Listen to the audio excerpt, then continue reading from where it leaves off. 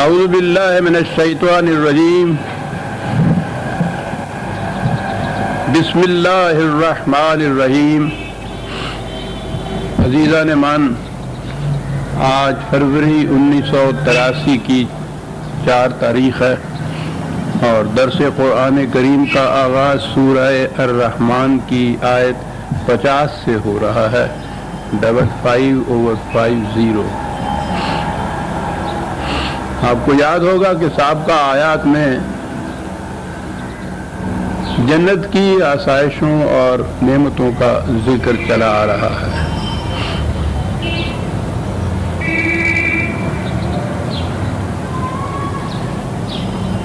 اور یہ بھی آپ کو یاد ہوگا کہ اس میں 2 جنتوں کا ذکر ہے، من خاف مقام ربہ جنتان۔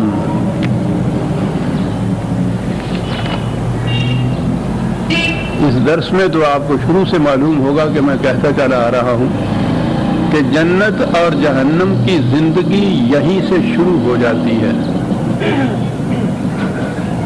اور اس کے بعد پھر اخروی زندگی پر تو ہمارا ایمان ہے۔ وہاں کی جنت اور جہنم وہ ایک حقیقت ہے اور اس پر ہمارا ایمان ہے، لیکن یہ نہیں ہے کہ یہ وہیں کی بات ہے، یہاں کی بات نہیں ہے۔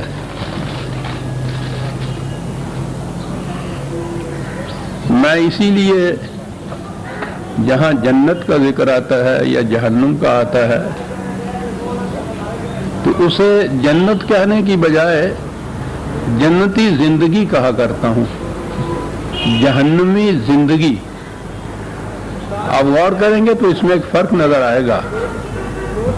آپ جنت اور جہنم کہیں گے تو مقام ذہن میں آئے گا ہمارے ایک۔ یہ ٹھیک ہے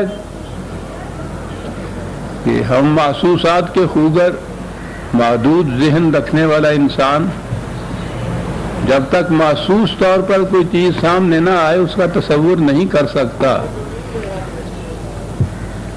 لیکن جنت اور جہنم جب ہم کہیں گے اور اس کو ایک مخصوص مقام سے تعبیر کیا جائے گا تو اس کا کچھ مقصد اور ہو جاتا ہے۔ اور ویسے ہی قرآن نے تو جنت کے متعلق کہا ہے کہ یہ سارے بیانات تمثیلی ہیں، مثل الجنت التی، تو اس کی جگہ اگر آپ جنتی زندگی کہیں تو یہاں تو خیر ہماری سمجھ میں بات آ ہی نہیں سکتی، ہمارے نصیب میں ہی نہیں کبھی ہوئی جنتی زندگی۔ جہنمی زندگی کہنے سے تو بات سمجھ میں آ سکتی ہے نا۔ جو اس نے کہا ہے کہ جہنم وہ ہے جس کی آگ کے شعلے دلوں کو لپیٹ لیتے ہیں۔ کوئی سعادت مند فرد ایسا ہوگا کہ جس کے دلوں کو ان شعلوں نے نہ لپیٹا ہوا ہوگا، تو جہنمی زندگی کہنے سے بات بن جاتی ہے۔ اگر کہیں سعادت مندی ہوئی اور وہ جنتی زندگی کی بھی جھلک آ گئی تو اسے جنتی زندگی کہنے سے مفہوم سمجھ میں آ جاتا ہے۔ تو جنتی زندگی یہاں کی اور اس کے بعد آخرت کی۔ تو جو چیزیں قرآن میں جنت کے متعلق جن چیزوں کا ذکر آئے گا وہ اس دنیا کی جنتی زندگی سے متعلق بھی ہوگا اور پھر آخرت کی جنت بھی۔ اس فرق کو سامنے رکھنے سے بہت سی چیزیں جو ہے واضح اور صاف ہو جاتی ہیں۔ اب جنت کی زندگی میں تو میں نے عرض کیا نا کہ جب خدا نے خود 2 جنتیں کہا ہے تو پہلے اسی دنیا کی جنت کو لے لیتے ہیں نا، اور پھر اس کے بعد اگلی زندگی جس کو اس نے کہا کہ تمثیلاً بیان کیا ہے ہم نے، اس کے مطابقت رکھتے ہوئے اس کا بھی کوئی تصور ذہن میں کیا جا سکتا ہے۔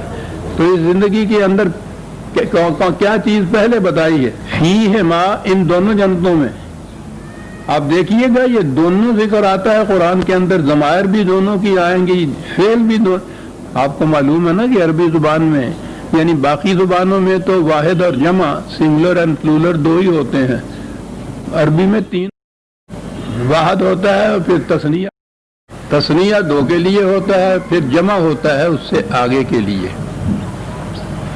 تو یہ جو دو جنتیں بتائی ہیں تو یہ جتنی بھی جہاں ضمیریں آئیں گی، ضمائر پروناؤنز آئیں گے یا وربز آئیں گے تو وہ تسنیہ کے آتے ہیں، کیونکہ دو جنتوں کا ذکر آ رہا ہے، دونوں کے متعلق یہ چیز آئے گی جو قرآن کہتا ہے۔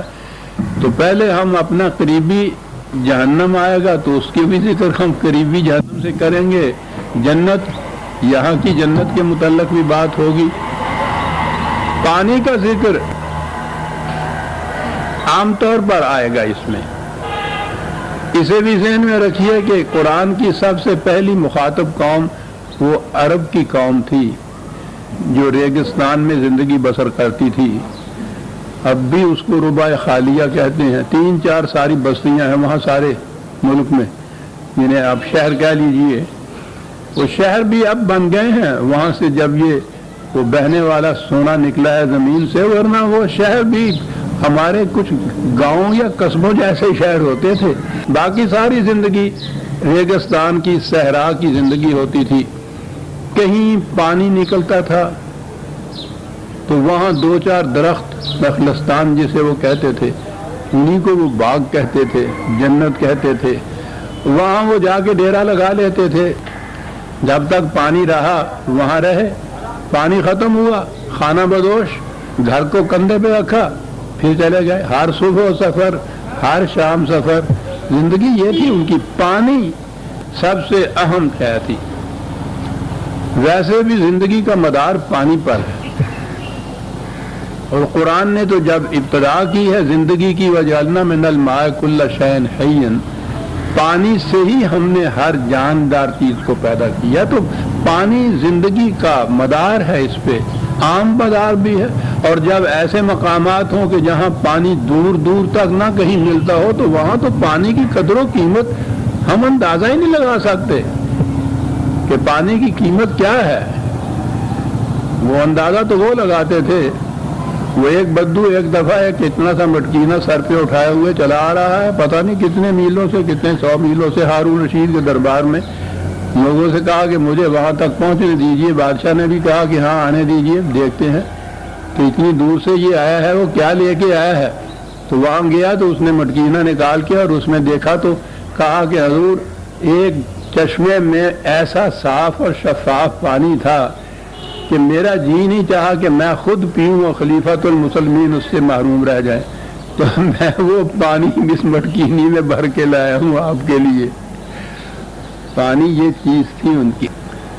تو کہا یہ ہے کہ ان میں، ان جنتوں کے اندر، فیہما عینان تجریان، ان میں پانی کے چشمے ہوں گے۔ خود چشمہ ہی وہ ہوتا ہے جس میں سے پانی نکلتا ہے، جاری رہتا ہے۔ خصوصیت ساتھ اس کے کہی ہے تجریان، چشمے، بہنے والے چشمے۔ ایک تو یہ کنواں ہوتا ہے، یہ کھودا جاتا ہے اور اس میں سے پانی نکلتا ہے۔ بعض چشمے بھی ان کے ہاں اتنے چھوٹے چھوٹے ہوتے تھے کہ ایک ہی جگہ پانی ان کا وہ رہتا تھا، اسی کو استعمال کرتے تھے۔ خصوصیت سے یہاں کہا گیا ہے کہ چشمے، اور وہ چشمے جاری رہنے والا پانی جن کا ہو، بہنے والا پانی جہاں ہو۔ ایک مقام پہ اسے معاون مسکوب کہا ہے، 56 ہاں 56/31،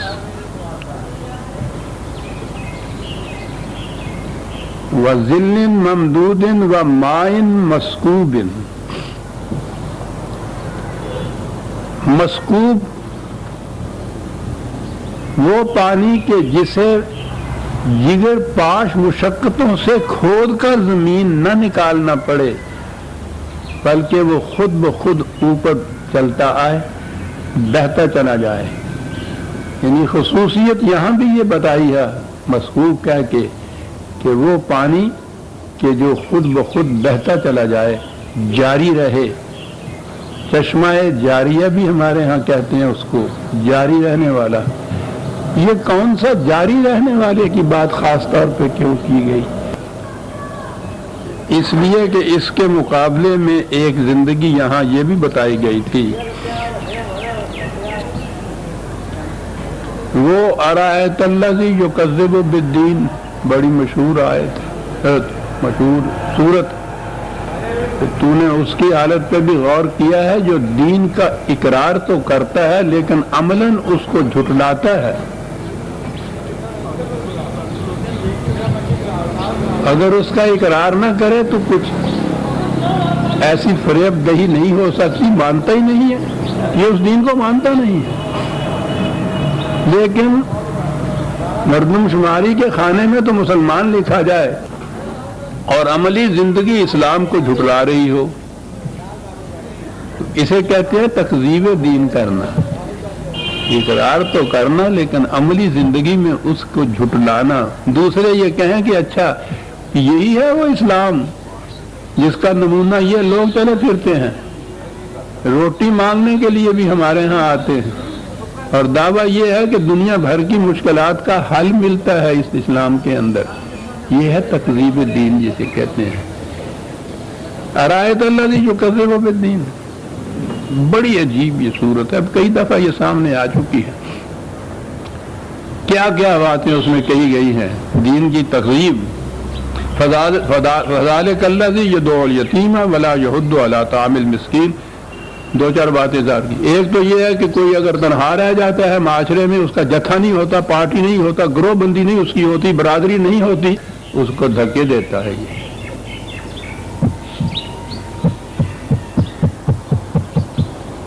پہلی چیز یہ تکذیب دین۔ اور پھر جس کا چلتا ہوا کاروبار کہیں رک جاتا ہے، حرکت سے ساکن ہو جاتا ہے کسی طرح سے، تو اس کے رزق کا انتظام نہیں کرتا اور کسی سے کہتا نہیں ہے کہ اس کی مدد کرنی چاہیے، دین کی تقسیم کرتا ہے۔ اور بات آگے ہے، فویل للمصلین الذین هم عن صلاتهم ساہون، نمازیں پڑھتا ہے، نماز کے مقصد کو پس پش ڈال رکھتا ہے، ہم یراؤون، نماز اس چیز کو سمجھتا ہے جسے لوگ دیکھ لیں کہ قیام میں ہے، رکوع میں ہے، سجود میں ہے، اللہ اکبر کانوں تک ہاتھ لے جا کے کرتا ہے، آمین اونچی آواز سے کرتا ہے، ہم یراؤون، جتنی چیزیں دیکھی جا سکے ہیں لوگ دیکھتے ہیں کہ یہ ہے نماز، اس حد تک تو اس کی نماز ہوتی ہے، لیکن کرتا کیا ہے؟ یمنعون الماعون، اس پانی کو جو بہتی ہوئی ندی کی طرح ہر ضرورت مند کے مکان کے آگے سے پکارتا ہوا چلا جائے کہ جس کو ضرورت ہے لے لے، بند لگا کے اس کو اپنے لیے محفوظ کر لیتا ہے، تکذیب دین کرتا ہے۔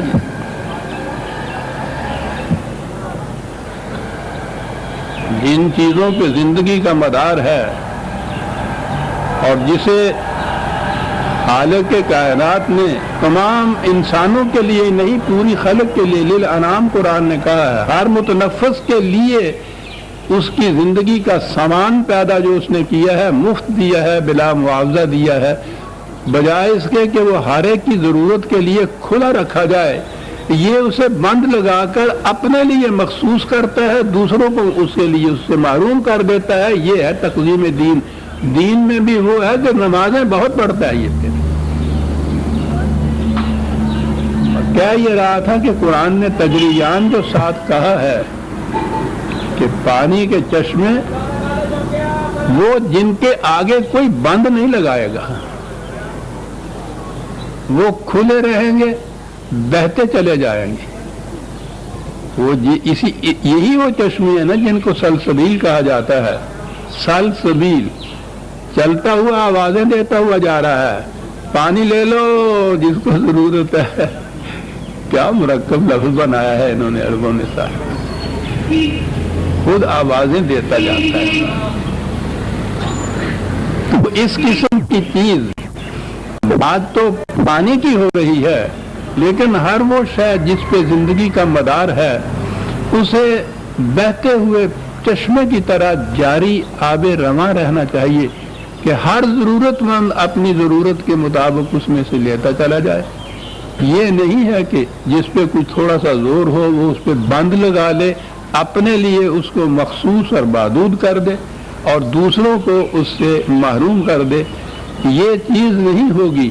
یہ جو جنتی زندگی بتائی ہے، اس جنتی زندگی میں جتنی چیزیں ایسی ہیں جن پہ زندگی کا مدار ہے، اس پہ کوئی شخص بند لگا کے اپنے لیے مختص نہیں کر لے گا. وہ ہر ایک کے لیے کھلے بندوں جاری رہے گی، ہر ایک کے دسترس میں رہے گی، ہر شخص اس سے اپنی ضرورتیں پوری کرے گا. پہلی چیز یہ بتا دی اس نے جنت کے متعلق. یہ جو کہا ہے نا کہ مسکوب کا لفظ میں نے عرض کیا تھا ابھی، بڑی عجیب چیز ہے. اس میں بڑی مشقت کے ساتھ زمین کھود کر، اور پھر آپ جانتے ہیں کہ وہ صحرائی زمین یا اس قسم کی زمین جس میں پانی کتنا نیچے ہوتا ہے، جا کر وہاں سے کھود کے پانی نکالنا، اس میں کتنی مشقت طلب بات ہوگی. محنت اور چیز ہوتی ہے، مشقت اور چیز ہوتی ہے. سورہ طٰہٰ میں وہی آدم کا قصہ، اس میں ابلیس کی مخالفت.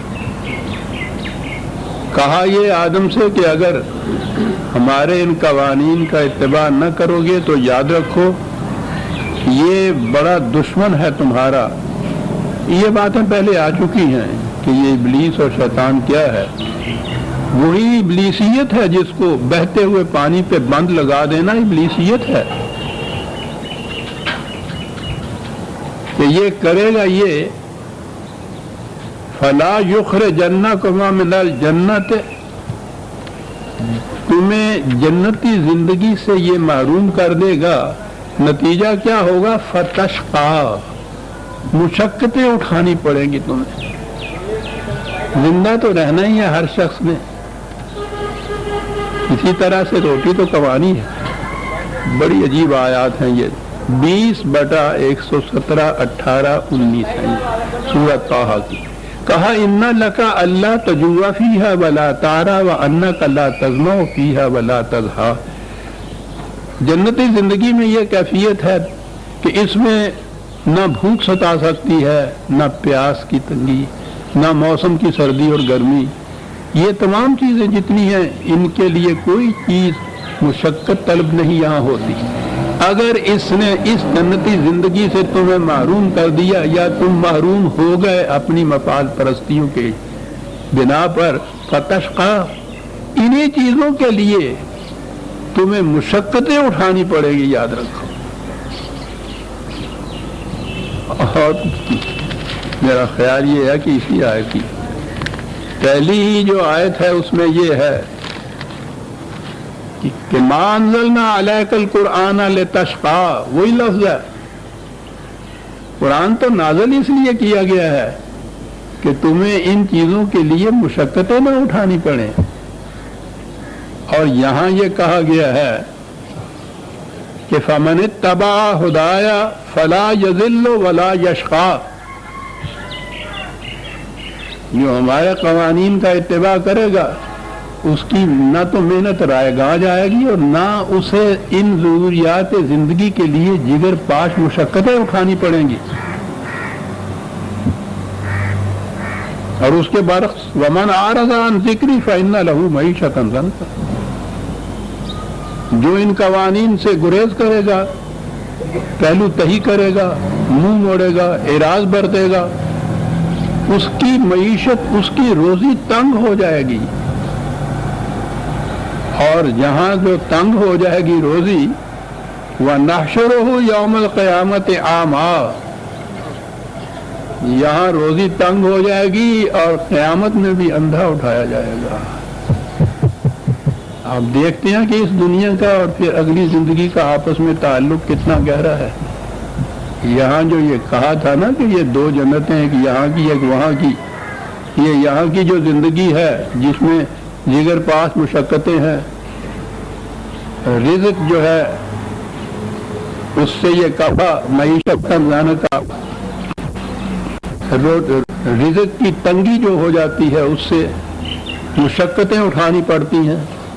تو یہ زندگی بھی یہاں کی بھی جہنم ہو جاتی ہے، اور جس کی یہاں کی زندگی جہنمی ہے وہاں کی زندگی بھی جہنمی ہوگی. یہ نہیں کہ اس دنیا میں ذلت اور خواری کی زندگی بسر کرے، محتاجی اور محرومی کی زندگی بسر کرے، اور اس کے بعد مطمئن ہو کہ کوئی بات نہیں، یہاں یہ 4 دن کی زندگی ہے، اس طرح سے جس طرح ہوتا ہے گزارا کر لیجئے، بس اگلی زندگی میں آنکھیں بند کی ہم نے اور جنت کے اندر ہم چلے گئے صاحب، یہ کچھ نہیں۔ وہ کہتے ہیں من کانا فی ہذہ اعمی فہو فی الآخرۃ اعمی، یہاں کا اندھا وہاں کا بھی اندھا ہی ہوگا۔ وہ اس لیے کہ وہ زندگی کو مسلسل قرار دیتا ہے۔ یہ ایک ہی زندگی ہے، ایک ندی چلی آ رہی ہے، پہلے ہمارے سامنے ہوتی ہے، پھر وہ باغ کی باڑ کے نیچے سے باغ میں داخل ہو جاتی ہے، ہماری نگاہوں سے اوجھل ہوتی ہے۔ زندگی وہی ہوتی ہے جو آب رواں کی طرح ندی کی طرح آگے چلتی ہے۔ زندگی ایک مسلسل زندگی جانے کا نام ہے۔ جس قسم کی یہاں زندگی بسر ہو رہی ہے اسی قسم کی زندگی آگے جا کے بسر ہوگی۔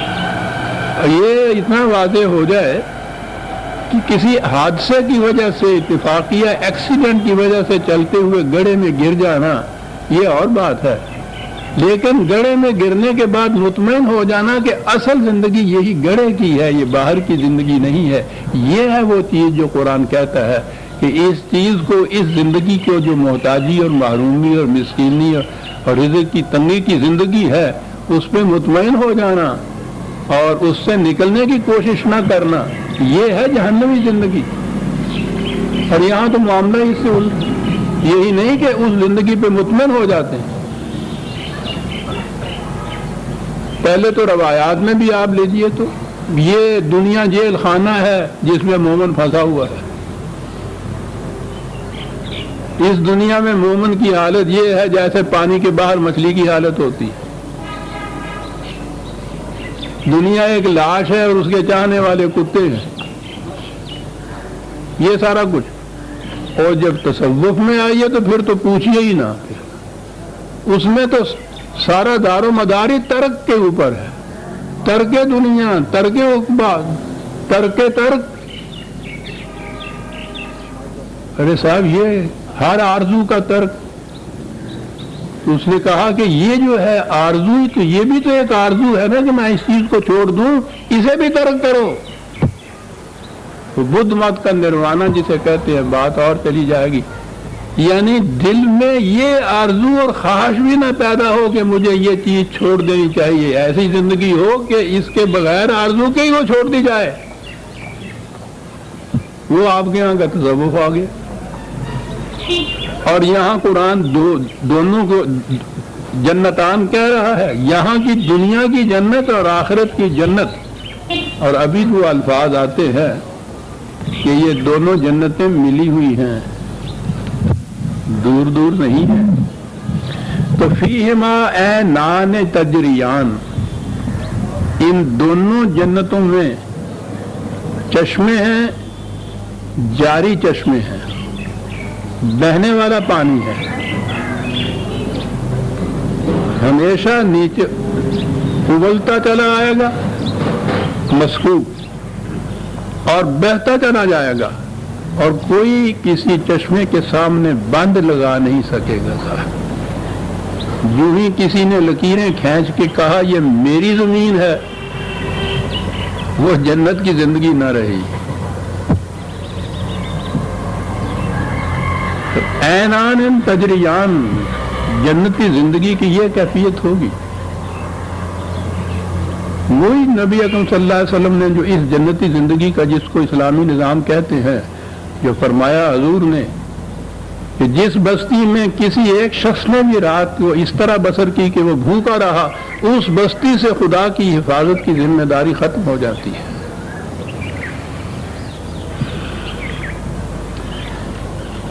یہ ہیں وہ تجریان، وہ چشمے جو جاری چشمے رہتے ہیں جنتی زندگی میں۔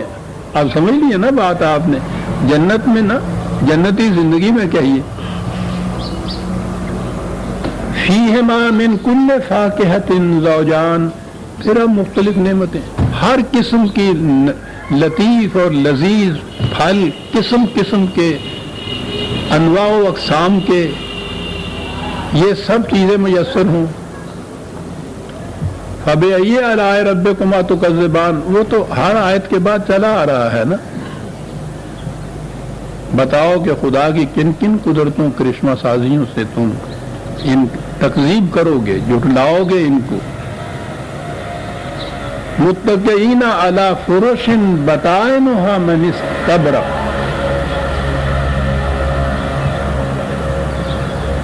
ایسے فرشوں پر بیٹھے ہوں گے.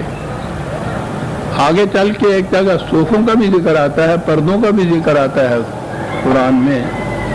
یہاں وہ جو فرشی نشستیں قالینوں کے اوپر ہوتی ہیں، ان میں ذرا اس سے پہلا دور جو تھا ہمارا، جب ابھی یہ صوفوں والی نشست نہیں تھی، تو یہ فرشی نشستیں بھی بڑی پرتکلف اور بڑی پر آسائش ہوتی تھی. یہ قالین اسی دور کی چیز یادگار ہے. اور تکیے ہوتے تھے، ان تکیوں کے سہارے آسائش سے، آرام سے، نہایت پرتکلف فرشوں پہ بیٹھے ہوئے. اور تکیوں کے متعلق کہا، ایک تو ہوتا ہے نا یہ ابرا جو اوپر ہوتا ہے، ایک نیچے ہوتا ہے جس کو استر اس کے کہتے ہیں. دیکھیں کہ اوپر اس کے کیا ہوگا اس کو تو چھوڑ دیجئے، ان کے استر بھی بڑے بڑے دبیز ریشموں کے ہوں گے. یہاں یہ آپ کو یاد ہے نا، آپ کی شریعت جو چلی آ رہی ہے اس میں مردوں کے لیے سونا پہننا اور ریشم پہننا حرام قرار دیا ہے. یعنی یہ جنت کی زندگی میں خدا تو یہ کہہ رہا ہے کہ ان کے تکیوں کے ابرے استر تک بھی جو ان کے ہوں گے وہ موٹے ریشموں کے ہوں گے، ریشمی ہوں گے، حریر و اطلس کے ہوں گے. اور یہاں کی زندگی میں یہ سب چیزیں حرام، اور یوں ہی آنکھ بند کی ہر حرام چیز حلال. زیورات سونے کے تو ایک طرف رہا، قرآن میں آگے آئے گا ظروف برتن چاندی سونے کے قرآن نے کہا ہوا ہے، بلاری آپ گینے کہا ہوا ہے. وہ یہاں کی جنتی زندگی بھکاریوں کی، گداگروں کی زندگی نہیں بتاتا. وہ جو کچھ اللہ تعالیٰ نے انسان کے لیے آسائش اور رہائش کے لیے پیدا کیا ہے، اس سے متمتع ہونا اتنی سی بات ہی ہے اس میں، کہ ان حدود کے اندر رہتے ہوئے جو اس نے قائم کی ہیں اس کے مطابق ان کا استعمال کرنا، ان سے متمتع ہونا. یہ تو قرآن کے اندر جنتی زندگی کی یہ چیزیں قرآن نے شناختی بتائی ہیں، یہ کہ یہ ہوں گی تو یہ جنتی زندگی کہلائے گی. تو قرآن جس چیز کو جنتی زندگی کی چیزیں کہہ رہا ہے، ان کے متعلق یہ چیزیں کہ صاحب یہ بھی حرام ہے اور وہ بھی حرام ہے.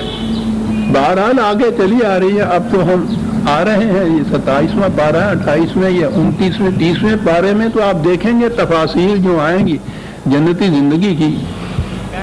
یہاں کی بڑی سے بڑی پرتکلف زندگی بھی جسے کہتے ہیں، آرام و آسائش کی زندگی جو ہے، وہ بھی اس کے سامنے مان پڑ جاتی ہے صاحب، جس میں برتنوں تک چاندی اور سونے کے اور آپ گینے جو ہیں وہ گنائے گئے ہوں. اور کیا آپ چاہتے ہیں؟ خیر، استبرق وَجَنَلْ جَنَّتَيْنِ دَانٍ، یہ ہے میں نے پھر کہا تھا، پہلے کہا تھا دو جنتیں، یہاں کہا ہے کہ یہ دونوں جنتوں کے پھل جو ہیں ملے ہوئے ایک دوسرے کے ساتھ ہوں گے.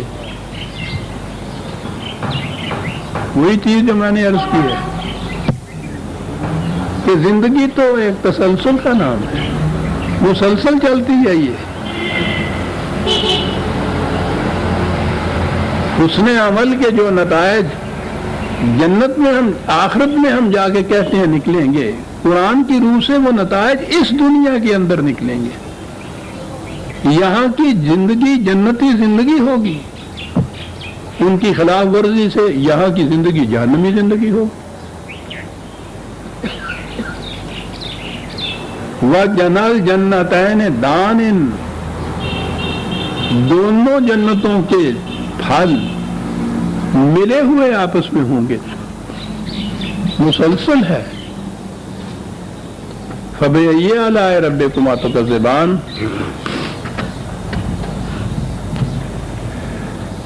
فِيهِنَّ قَاصِرَاتُ الطَّرْفِ لَمْ يَطْمِثْهُنَّ إِنسٌ قَبْلَهُمْ وَلَا جَانٌ. قرآن کی روح سے جنت مردوں کے لیے ہی مخصوص نہیں ہے، مردوں اور عورتوں دونوں کے لیے مخصوص، مومن اور مومنات دونوں کے لیے، دونوں جنت میں ہوں گے، جنتی مرد بھی جنتی عورتیں بھی۔ ان کی خصوصیات قرآن نے بتائی ہیں۔ مومن ہونا تو عورت کے لیے بھی قرآن نے مومنات جہاں گنایا ہے، دونوں کو وہ دوش بدوش ٹھہراتا ہے۔ مسلمون والمسلمات مومنون والمومنات 35ویں سورت کے اندر وہ جا رہا ہے، لیکن بعض خصوصیات ہیں جن کو نمایاں طور پہ وہ سامنے لاتا ہے۔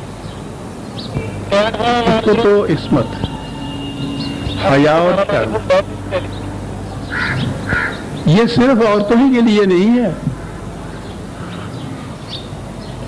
قرآن میں مردوں کے لیے بھی تو یہ حکم دیا گیا ہے۔ جہاں یہ کہا ہے سورہ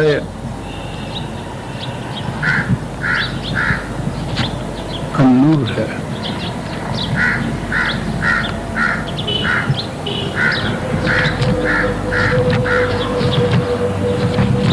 چوبیسویں سورت ہے،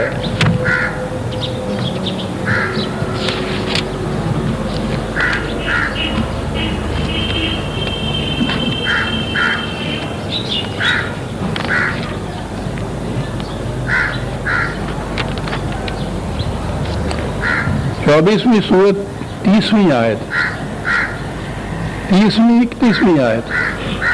یہ جو کہتے ہیں نا کہ عورتیں باہر نکلیں نگاہ جھکائی ہوئی انہوں نے ہو، نگاہ اوپر نہ اٹھائیں، تو یہاں تو یہ سارے احکام جتنے بھی عزت، عفت، عصمت، پاکیزگی، جنسی، یہ ساری زندگی یہ ساری عورتوں کے لیے ہے نا ہمارے ہاں، تو مردوں کے لیے تو کوئی اس میں کہاں کی نہیں ہے، سوال ہی نہیں۔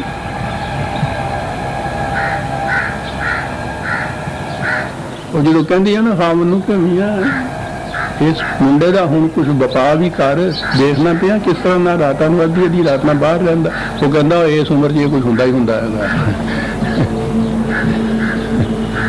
دنیا نال کچھ ہوندا ہی ہے۔ بچی کے متعلق کہیں اس کے ہاتھ میں کوئی خالی کاغذ کا ورق بھی دیکھ لیا جائے نا تو شبہ ایک دوسرے سے ہوتا ہے کہ ذرا پتہ لو یہ خط کہاں سے آنے شروع ہو گئے۔ یہ ساری چیزیں مختص، قرآن جہاں حکم دیتا ہے نا کہ نگاہوں کو بے باک نہ ہونے دو جب راستہ چلو، تو پہلے مردوں سے کہتا ہے قل للمؤمنین یغضوا من ابصارہم ویحفظوا فروجہم،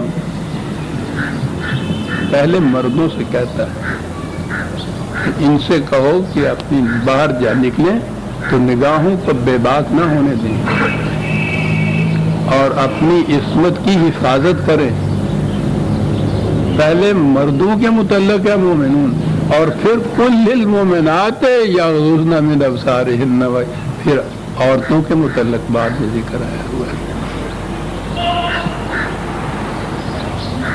اور یہ تو بڑی سیدھی سی بات ہے، مرد اگر اپنی عصمت کو محفوظ رکھیں بے حیائی پھیل ہی نہیں سکتی، عورت کیا کر لے گی؟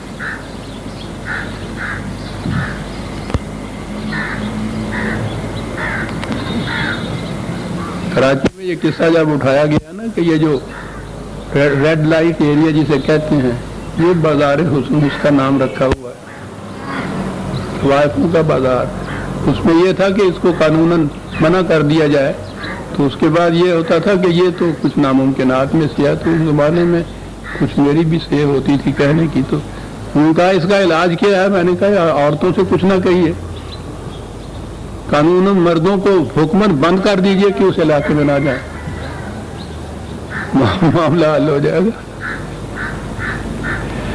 قرآن نے مردوں سے پہلے کہا ہے، عورتوں سے بعد میں کہا ہے۔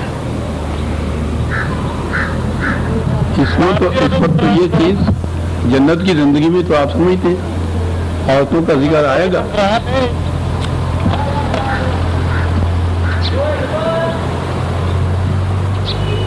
میں اب آپ یاد ہے کہ کبھی ایسا مجھے تکلف یا تعامل کبھی نہیں ہوا درس کے دوران میں، خدا کی باتیں ہیں اپنی زبان میں پیش کرتا ہوں، لیکن بعض مقامات ایسے آ جاتے ہیں کہ مجھے آپ سے نہیں اپنی بیٹیوں سے اپنی بہنوں سے خاص طور پہ کچھ شاید کہیے کہ معافی مانگنی پڑے گی، میرا عذر یہ قبول کر لے۔ میری بیٹیوں، ہمیں معلوم ہے کہ کبھی صاحبن بھی میرے زبان سے کوئی ایسا لفظ نہیں نکل جاتا جو بازاری ہو، میری بیٹیاں اور بہنیں بھی بیٹھی ہوتی ہیں مجلس میں، لیکن بعض ذکر ناگزیر ہو جاتے ہیں۔ اس درس میں وہ چیز سامنے میرے آ رہی ہے،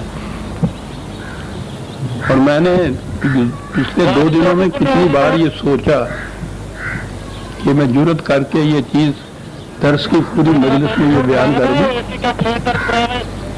بیان کیے بغیر آپ کی سمجھ میں بات آئے گی نہیں کہ ہمارے ساتھ ہوا کیا ہے، اسلام کو ان لوگوں نے کہاں پہنچا دیا ہوا ہے۔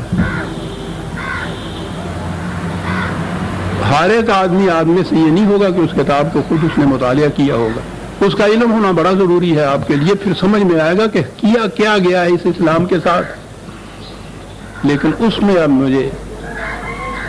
میری بیٹیوں مجھے آج معاف رکھیے گا، یوں سمجھ لیجئے گا کہ آپ نے شاید سنا نہیں ہے، نہ سنیے، کہنے دیجئے۔ جنت کا ذکر، جنت تو وہاں کی جنت ہوتی ہے، اور ان حضرات کے ہمارے ہاں جتنے یہ ارباب شریعت، ائمہ کرام، مفسرین اعظام، جنت اور اس میں جب پھر عورت کا ذکر آئے گا اور وہ پھر حوروں کا ذکر کہہ کے تو پھر وہ عورت کا ذکر آتا ہے۔ میں سمجھتا ہوں کہ ملوکیت کے دور میں جب اخلاق کی تمام حدیں ٹوٹتی ہیں تو سب سے زیادہ زور جنسیات پہ پڑتا ہے آ کر، سیکس کے اوپر۔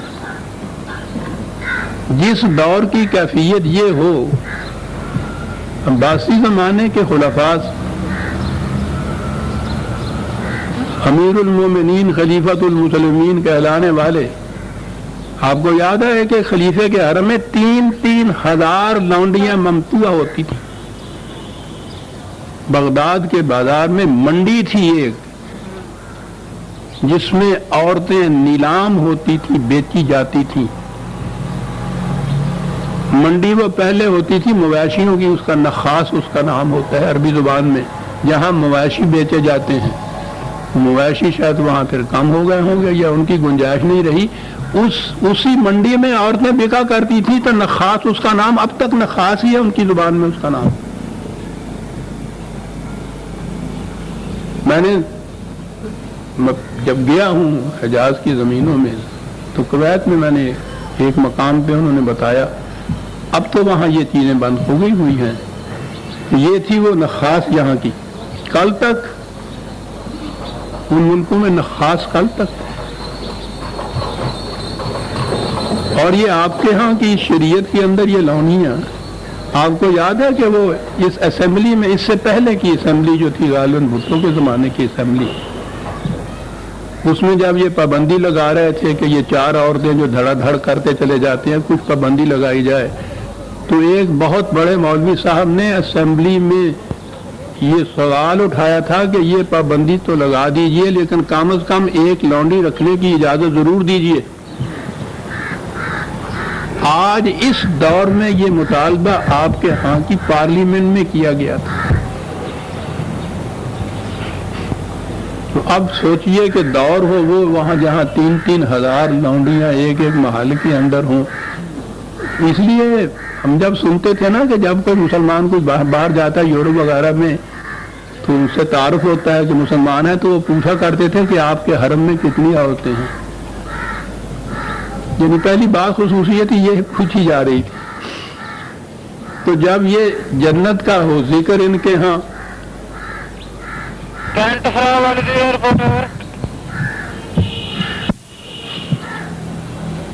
وہ دور پھر کیا کچھ نہیں یہ کہیں گے۔ میں 2-4 مثالیں پیش کروں گا آپ، اس سے اندازہ آپ کو لگ جائے گا کہ وہ معاشرہ کس قسم کا تھا۔ اور آپ کے ہاں کی یہ کتابیں جن کو اتنی مقدس اور متبرک کتابیں کہا جاتا ہے، اس میں لکھا ہوا کیا ہے؟ میری بیٹیوں معذرت کے ساتھ، تفسیر ہے ابن کثیر، بڑی مستند تفسیر ہے ان کی یہاں کی. ابن کثیر کی تفسیر تو عربی میں، اس کا اردو ترجمہ مولانا محمد جونا گڑی مرحوم ہو گئے ہیں، دلی میں تھے، ان کا شائع کردہ ہے. 25واں پارہ ہے تفسیر ابن کثیر کا اردو ترجمہ محمد جونا گڑی مرحوم کا. 25واں پارہ 11 صفحہ ہے، میرے پاس موجود ہے وہ اس دور کی. ایک ہی ایکسپیکٹ اس میں پیش کروں گا. انہوں نے کہتے ہیں کہ حضرت ابو طیبہ فرماتے ہیں کہ جنتیوں کے سروں پر ابر آئے گا اور انہیں ندا آئے گی کہ بتلاؤ کس چیز کا برسنا چاہتے ہو. پس جو لوگ جس چیز کا برسنا چاہیں گے وہی چیز ان پر اس بادل سے برسے گی، بادل میں سے برسے گی، یہاں تک کہ وہ کہیں گے کہ ہم پر، بیٹیوں موافق ہیں، ہم پر ابھرے ہوئے سینوں والی ہم عمر عورتیں برسائی جائیں، چنانچہ وہ برسائی جائیں گی. کچھ دیر کے لیے اور ہونا چاہتا ہوں. اور تفسیر ہو رہی ہے قرآن کریم کی. انتہا ہے یا نہیں ہے؟ بخاری شریف تو اس کا نام ہی ساتھ اس کے بخاری کے شریف ہے. حضرت سلیمان علیہ السلام کی یہ اتفاق سے میں ساتھ ہی لے آیا کہ الفاظ پڑھ کے سنا دوں گا. بخاری شریف کتاب الجہاد ہے. یہ حضرت سلیمان علیہ السلام پیغمبر ہے. وہ تو اہل جنت کی بات ہو رہی تھی، یہ آپ پیغمبروں تک آ رہے ہیں. اور قیامت یہ ہے کہ اس میں سے جو بات یہ لکھتے ہیں وہ نبی اکرم صلی اللہ علیہ وسلم کی حدیث بیان کر کے لکھتے ہیں کہ حضور نے یہ فرمایا تھا. وہ اپنی طرف سے کچھ لکھو تو برداشت بھی کیا جائے. اس ذات اقدس و اعظم کی طرف یہ چیزیں منسوب. حضور نے فرمایا تھا کہ سلیمان بن داؤد پیغمبر علیہ السلام نے ایک روز کہا کہ آج شب کو میں 100 عورتوں کے پاس یا 99 عورتوں کے پاس جاؤں گا ایک شب میں. خدا کا پیغمبر، ایک پیغمبر دوسرے پیغمبر کے متعلق یہ کہہ رہا ہے 100 عورتوں یا 99 عورتوں کے پاس جاؤں گا. وہ سب عورتیں ایک شاہ سوار پیدا کریں گی جو خدا کی راہ میں جہاد کرے گا. تو ان سے ان کے ایک ہمنشین نے کہا کہ انشاءاللہ کہو، مگر انہوں نے انشاءاللہ نہیں کہا. پس ان میں سے صرف ایک عورت حاملہ ہوئی، سو وہ بھی آدھا بچہ جنی. قسم ہے اس کی جس کے ہاتھ میں محمد کی جان ہے، یہ حضور فرما رہے ہیں، اگر وہ انشاءاللہ کہہ لیتے تو سب عورتوں کے بچے پیدا ہوتے اور بے شک وہ سب سوار ہو کر اللہ کی راہ میں جہاد کرتے. ایک رات میں 100 عورتوں سے دوڑا اور 100 کی 100 وہ حاملہ ہو جاتی. بخاری شریف کتاب الجہاد، اہل حدیث حضرات کا مولانا محمد اسماعیل سلفی گجرانوالے کے تھے، ان کا کتاب موجود ہے. کہتے ہیں کہ مسلم اور بخاری کی کسی ایک حدیث کا انکار بھی انسان کو دائرہ اسلام سے خارج کر دیتا ہے. یہ اس کی حدیث ہے جو میں بیان کر رہا ہوں. کیجیے انکار اس سے.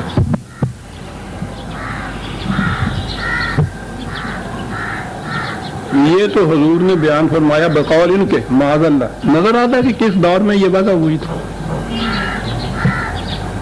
خود نبی اکرم صلی اللہ علیہ وسلم کو بھی تو نہیں بخشا گیا. جگر پہ پتھر رکھ کے یہ باتیں کرنی پڑتی ہیں عزیزہ ایمان.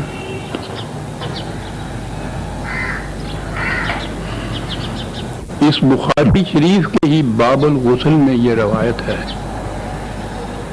کہ حضور ایک رات میں اپنی 11 بیویوں کا دورہ کر لیا کرتے تھے.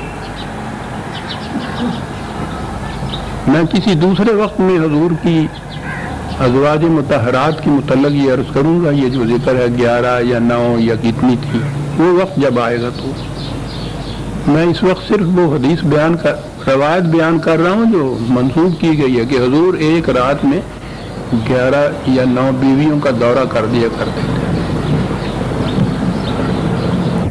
اس میں یہ ہے کہ صحابہ نے کہا کہ کیا آپ میں اتنی قوت تھی؟ تو کہا کہ آپ میں معاف رکھو بیٹیوں 30 مردوں کی قوت تھی.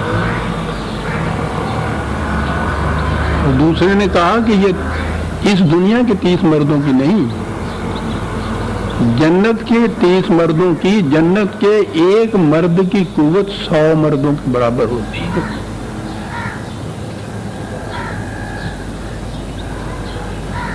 یہ سیرت پیش کی جا رہی ہے اس ذات اطہر و اقدس کی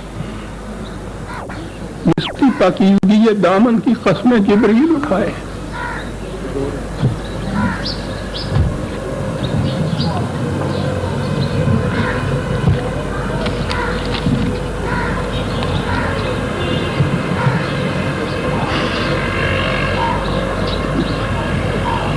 کہیں گے یہ اس دور کی باتیں ہیں، ملوکیت کی جہالت تھی، وحشت تھی.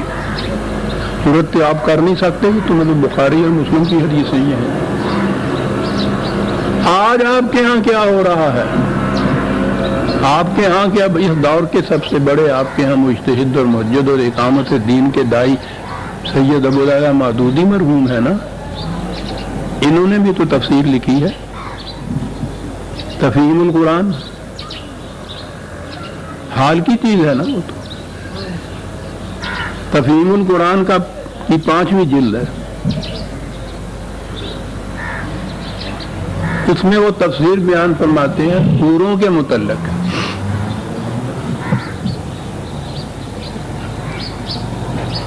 اسی صورت میں آگے چلتے آتے ہیں حور مقصورات فی الخیام، خیموں کے اندر لکھتے ہیں. اس کے اندر یہ ان کے اپنے الفاظ ہیں جو میں بول رہا ہوں کہ پورے خیموں میں ہوں گی. یہ آیا نا قرآن میں. خیموں سے مراد غالباً اس طرح کے خیمے ہیں جیسے عمراء اور رؤساء کے لیے سیر گاہوں میں لگائے جاتے ہیں. مطلب یہ ہے کہ اہل جنت کی بیویاں ان کے ساتھ قصروں یعنی محلوں میں رہیں گی اور ان کی سیر گاہوں میں جگہ جگہ خیمے لگے ہوں گے جن میں حوریں ان کے لیے لطف و لذت کے سامان فراہم کریں گی. بیویاں تو گھروں میں محلوں میں رہیں گی اور جب وہ آج کی مال میں پکنک منانے جائیں گے نا تو وہاں باہر پھر وہ ٹینٹس لگائے ہوں گے، خیمے لگائے ہوں گے. تو حوریں ان خیموں میں سیرگاہوں میں ان کے لیے لطف و لذت کا سامان فراہم کرے گی. یہ آج کی تفسیر ہو رہی ہے. ہاں بیچاروں کے آساد پہ عورت ہے سوار. عزیزان من، بیٹیوں سے پھر معذرت میں نے طلب کی ہے. یہ ہے وہ اسلام آپ کا جو دنیا میں پیش کیا جا رہا ہے. کیا انکار کریں گے آپ جب وہ آپ کے ہاں کی مستند ترین تفسیروں کی کتابوں سے،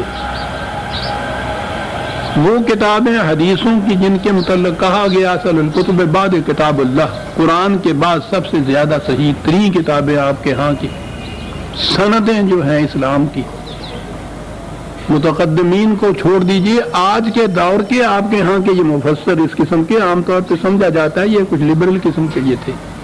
ان کی ذرا اٹھا کے دیکھیے ان کی تفہیم القرآن. میں نے تو ایک بات اس میں سے کہی ہے، کتنی اور باتیں اس میں سے میں کہوں. وہ بھی یہ کہہ رہے ہیں ان کے متعلق.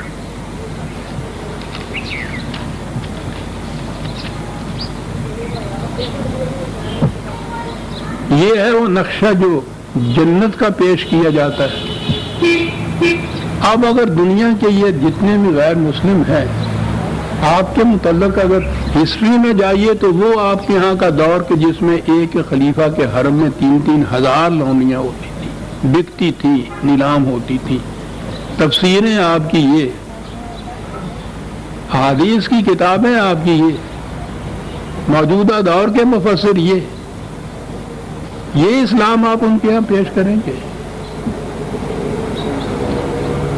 انہی کے اوپر وہ اعتراضات ہوتے ہیں جس کا جواب کوئی نہیں بن پڑتا. کیا کریں گے آپ اس کا جواب دیں گے؟ میں نے پہلے بھی عرض کیا تھا، خود لفظ حور جو ہے یہ عربوں کے ہاں ویسے تو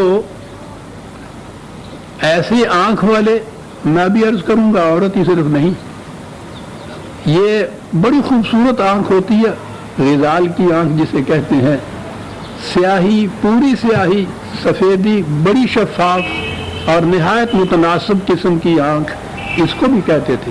لیکن عربوں کے یہ لفظ حور عورت کے لیے مؤنث ہی نہیں ہے، یہ مذکر اور مؤنث دونوں کے لیے بولا جاتا ہے. مرد بھی حور ہوتا ہے جس کی یہ صورت ہو بظاہر آنکھ کی بات، اور وہ اپنے ہاں استعمال کرتے ہیں اس لفظ کو ایسی عقل جو مکار نہ ہو، پاکیزہ ہو، جو نیک سیرت کی عقل، جو انسان کو اس راستے پہ لے جائے جہاں کوئی بات داغ کی نہ ہو، کوئی بات ناپاکیزگی کی نہ ہو، عقل عیار نہ ہو. وہ عقل جس کے متعلق اقبال نے کہا ہے، یا عطا فرما خرد با فطرت روح الامی، عقل با فطرت روح الامی کو عرب کہتے تھے حور.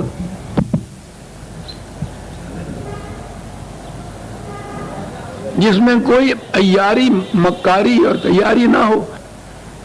ادب خوردہ دل جس کو کہا ہے قرآن نے، وحی کی روشنی میں چلنے والی عقل، پاکیزہ عقل، اس کو وہ حور کہتے تھے، اور مرد اور عورت دونوں کے لیے یہ استعمال کرتے تھے.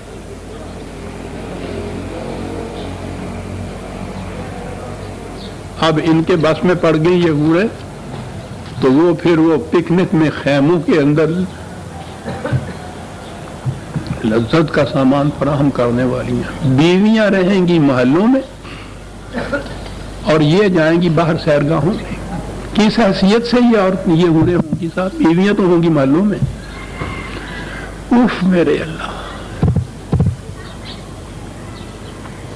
رکھیو غالب تو مجھے درد نوائی میں معاف، آج سینے میں میرے درد سوا ہوتا ہے. یہ قرآن، اس کی یہ تفسیریں آپ پیش کر رہے ہیں دنیا کے سامنے ان حوروں کی. وہ بات یہاں سے چلی تھی کہ اس نے آگے جا کے یہ بھی کہا تھا کہ ہاں وہ جنت کے اندر مومن مرد بھی ہوں گے، مومن عورتیں بھی ہوں گے، لیکن یہ نہیں کہ بے باک نگاہوں سے ادھر ادھر وہ چال بازیوں کی طرف کرنے والی عورتیں وہ ہوں گی. فی ان قاصرات الطرف، وہ باحیا، وہ پاکیزہ فطرت، عصمت و عفت کی مجسمہ عورتیں جو نگاہوں کو قاصر کے معنی ہوتے ہیں. یہ چیز جھکی ہوئی، پوری طرح سے اٹھی ہوئی بھی جو نگاہ نہ ہو، اتنا شرم اور حیا اس کے اندر ہو. اس جنتی زندگی کے اندر عورتوں کی بھی یہ کیفیت ہوگی.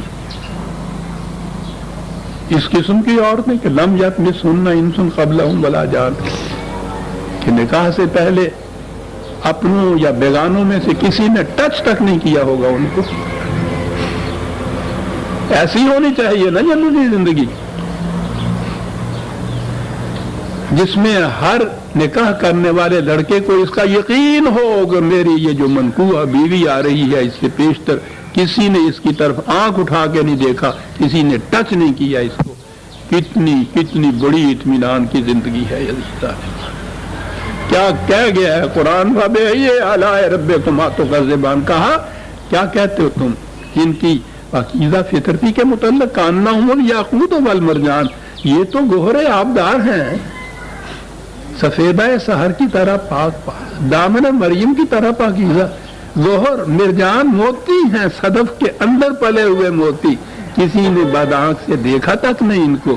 یہ ہوں گی جنتی زندگی کے اندر عورتیں. فَبِأَيِّ آلَاءِ رَبِّكُمَا تُكَذِّبَانِ، یہ بھی خدا کی نعمت بنائی گئی ہے صاحب. یہ تھا جو قرآن نے ذکر کیا، کہاں یہ ذکر کیا اور کہاں ہم ان کو آگے لے گئے. سورہ الرحمن کی آیت 59 تک ہم آئے ہیں عزیزان من. آگے بات اور بڑی اہم ہے، الجزاء الاحسان الا الاحسان، لیکن اسے آئندہ درس میں ہم لیں گے. ربنا تقبل منا انک انت السمیع العلیم. شکریہ.